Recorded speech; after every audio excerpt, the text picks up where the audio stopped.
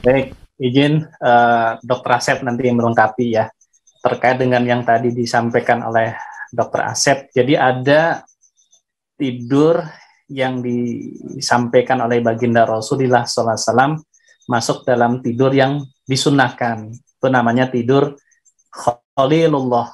Sering di kita disebut Kailullah ya. Yang aslinya adalah tidur Khalilullah. Tidurnya para kekasih Allah Subhanahu wa taala. Kapan tidur Khalilullah ataupun tidur Kailullah itu dilakukan? Tidur Kailullah ataupun tidur Khalilullah adalah dilakukan qoblal waktu duhri, jadi sebelum masuk waktu duhur. Dan disampaikan oleh Dr. Asep tadi bahwa Rasulullah SAW menganjurkan kepada para sahabatnya, kepada kita ya, untuk melaksanakan hal ini. Yang pertama adalah tadi, bagaimana setelah kita beraktivitas, kemudian ada waktu kita berhenti sejenak dengan tidur Khalilullah, sehingga saat kita melaksanakan sholat, kita bisa lebih fokus. Karena kadang-kadang kalau situasinya sedang sangat capek, kemudian langsung melaksanakan sholat, bisa jadi dalam ketika melaksanakan sholat pun kondisinya karena sedang capek, bisa jadi sholatnya kurang maksimal, ataupun bisa jadi ada yang sholat sambil tidur, tidak sadar, dan lain sebagainya. Kenapa? Karena terlalu capek dengan aktivitas yang dilakukan. Tapi dengan adanya jeda sebelum melaksanakan sholat duhur, ada tidur Khalilullah, maka insya Allah saat melaksanakan ibadah sholat akan jauh lebih maksimal.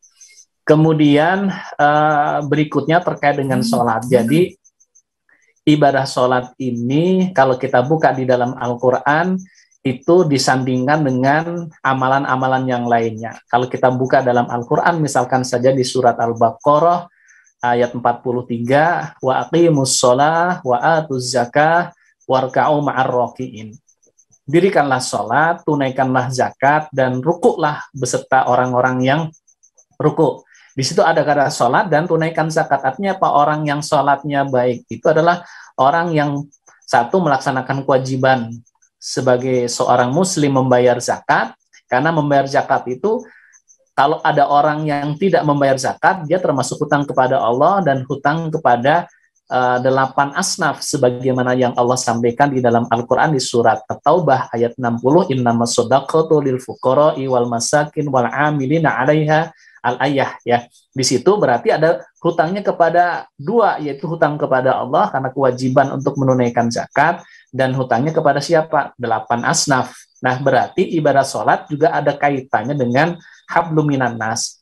Kemudian di surat Al-Kautsar yang ini sering kita baca, fasholli li rabbika wanhar. Dirikanlah sholat dan wanhar, berkurbanlah. Ini juga ibadahnya ibadah hablum minallah dan juga hablum minannas, hubungan kepada Allah dan juga hubungan kepada manusia.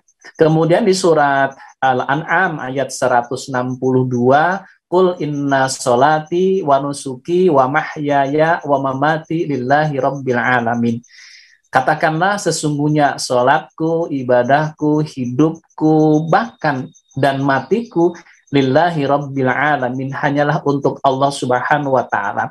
Ini satu pernyataan yang Allah ajarkan melalui Al-Quranul Karim kepada baginda Rasulullah, kepada kita, bahwa sholat adalah proses penyerahan diri kita kepada Allah Subhanahu wa taala. Sesungguhnya sholatku, ibadahku, hidupku, matiku hanyalah untuk Allah Subhanahu wa taala. Jadi kita sholat adalah memang kebutuhan kita kepada Allah. Kita memang butuh sholat. Kalau kita sudah menjadikan sholat sebagai kebutuhan kita, maka kita akan menikmati sholat tersebut. Tapi kalau sholat dijadikan sebagai beban, maka sholat itu tidak bisa dinikmati. Jadi kalau kita ingin menikmati sholat, ya kembali lagi tadi, Qul inna sholati wa nusuki wa mahyaya wa mamati lillahi rabbil alamin. Jadi harusnya sholat itu menjadi sarana kita untuk mendekatkan diri kepada Allah, pasrah total kepada Allah Subhanahu wa taala. Itu silakan Dr. Asep, boleh melengkapi, mangga silakan. Ya, baik Ustadz. Menarik sekali. Ada sebuah penelitian dilakukan pada siswa di Jepang, Ustadz, terkait masalah tidur di siang hari ini, Ustadz. Ya. Nah, penelitian tersebut membandingkan dua kelompok. Jadi satu kelompok ada acara tidur siang, Cuma tidur siangnya saat itu berdasarkan jam mereka, Ustadz ya. Kurang lebih tidur siang itu nggak lama, Ustadz, sekitar 15 menit. Satu kelompok lagi mereka melakukan tidur siang. Nah, ternyata dari hasil perbandingan dua kelompok tadi, mereka yang tidur siang itu mempunyai daya malah lebih bagus. Artinya, ketika memang kita dikasih waktu jeda oleh Allah untuk sesuatu, misalnya sebelum zuhur, baginda Rasulullah mencontohkan Khalilullah seperti tadi, artinya orang lain sudah membuktikan bahwa ini ada sesuatu efek yang sangat bagus, di antaranya yang baru ditemukan adalah terhadap bagaimana memorinya itu bisa menyimpan data lebih baik. Kemudian kalau kita lihat lagi, punten tadi agak singkat tentang gerakan sholat diantaranya ya. Tadi menyampaikan bagaimana gerakan-gerakan sholat diantaranya peregangan-peregangan pada tulang belakang. Jadi sahabat-sahabat semua, ketika seseorang lama berdiri atau lama duduk, maka jarak antara ruas tulang belakang atau vertebrae itu relatif itu lebih kompak. Lebih kompak artinya di sini adalah lebih padat. Ketika posisi ini bertahan lebih lama, maka akan kemungkinan terjadinya kekakuan antara otot-otot intervertebralis namanya. Nah, ini juga akan berefek terhadap gerakan-gerakan atau fleksibilitas gerakan dia. Yang selanjutnya, ketika seseorang itu terlalu lama duduk, misalnya pada posisi lama duduk ya, tanpa ada jeda gerakan seperti itu, maka ini juga akan berpengaruh terhadap sirkulasi darah atau pengembalian darah dari mulai bawah sampai ke atas. Andai kata ini terganggu dalam kondisi waktu lama, tanpa adanya gerakan-gerakan tertentu, seperti gerakan sholat, ini berisiko untuk terjadinya stagnan atau penimbunan darah di daerah-daerah bawah. Makanya ada resiko untuk terjadinya varises, begitu. Kemudian ada resiko terjadinya wasir, ada resiko terjadinya pembuluh lim yang membengkak di bagian bawah. Ketika seseorang bergerak dengan gerakan-gerakan yang teratur dan tertentu, ini mengurangi risiko-risiko tadi.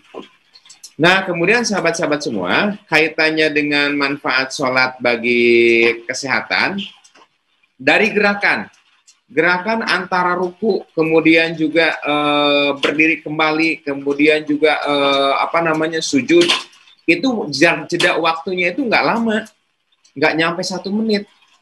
Artinya apa? Artinya perubahan dari jantung yang tadinya itu tegak, kemudian jantung itu sejajar dengan otak, kemudian jantung itu lebih atas dari otak sehingga pemompaan, ini jedanya itu nggak lama.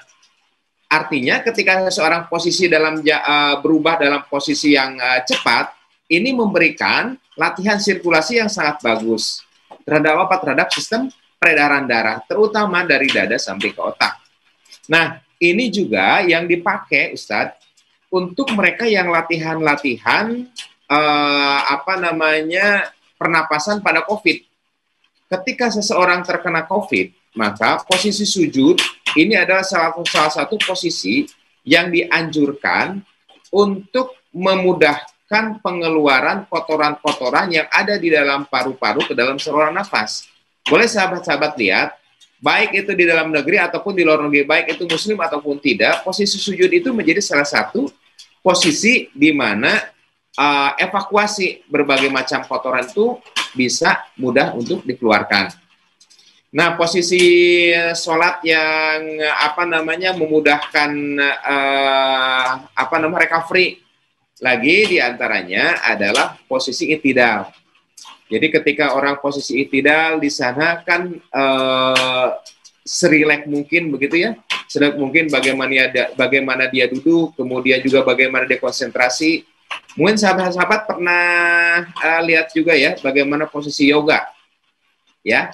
Posisinya seperti apa? Posisinya seperti itu, mirip seperti itu. Artinya ketika seseorang itu dalam posisi konsentrasi dan posisi duduk seperti itu dalam pikiran yang fokus, ternyata ini juga berpengaruh terhadap bagaimana ketenangan itu membangkitkan hormon endorfin, kemudian oksitosin dan dopamin. Jadi sahabat-sahabat semua, gerakan-gerakan tersebut bisa diambil manfaatnya atau maknanya, sekali lagi Ustadz Fahrudin ungkapkan tadi, jika kita itu benar. Selain benar juga menghayati gerakan-gerakan tadi dan menikmati. Andai kata misalnya gerakannya itu rusuh, jangankan dia itu mempunyai benefit, ya, mempunyai keuntungan, mungkin gerakan sholat itu bisa menjadi beban bagi dia.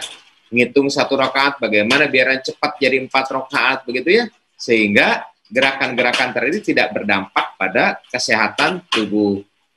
Mungkin itu Ustadz, kalau kita lihat dari sekilas dari gerakan-gerakannya Ustadz.